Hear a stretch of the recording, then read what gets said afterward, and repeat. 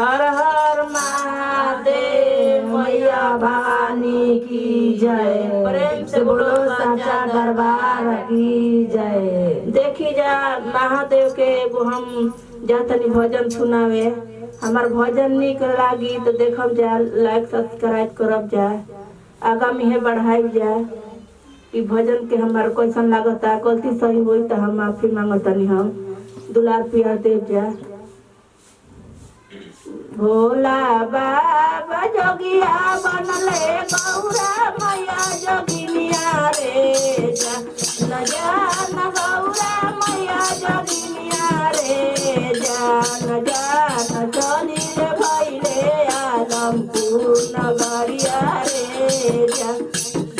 बाबा जोगिया बनले गौरा बनली जोगिनिया रे जान, जान गौरा बनली जोगिनिया रे जान, जान चली रे भाई आलमपुर नगरिया रे जान, जान चली रे भाई आलमपुर नगरिया रे जान।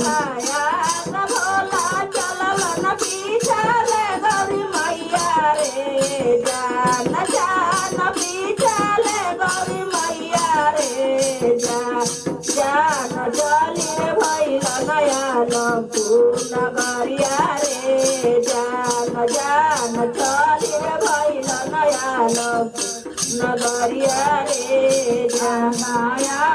भोला चलन पाटा गौरा मैया रे जान, जान पीछे गौरा मैया रे जान, जान चली रे भैले आलमपुर नगरिया रे जान, जान चली रे भैले आलमपुर नगरिया रे जान। जाए आलमपुर के लोग का कहतरन, कैसे के कैसे बोलतरन, कैसे बोलतरन ए गुरु बहिना तनी सुनाई। कौना भाव से पूछतरन, कौना भाव से पूछतरन बताई तनी। कहाँ था हर घरवा ये जोगी बाबा, कहाँ था दुआरवा रे जा, न जान कहाँ के हर रहवैया रे जा, न जान कहाँ के रहवैया रे जा। हर घरवाए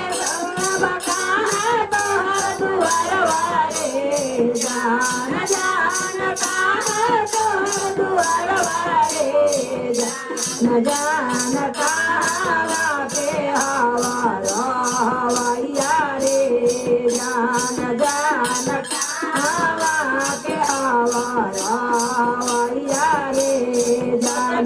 भोले बाबा कैसे बताओ तो न कौना भाव से बताओ तर गुरु बहिना केवना भाव में। भोला मनवा बटोहिया पर्वत पे रहवैया रे जान, जान आलमपुर नगरिया घूमे आईनी रे जान, जान आलमपुर नगरिया घूमे आईनी रे जान।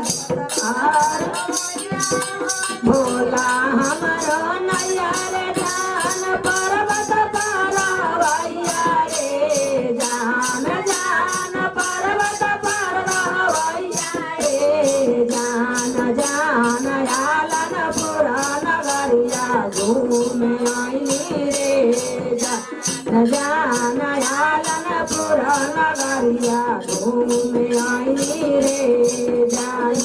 हर हर महादेव, मैया भवानी की जय।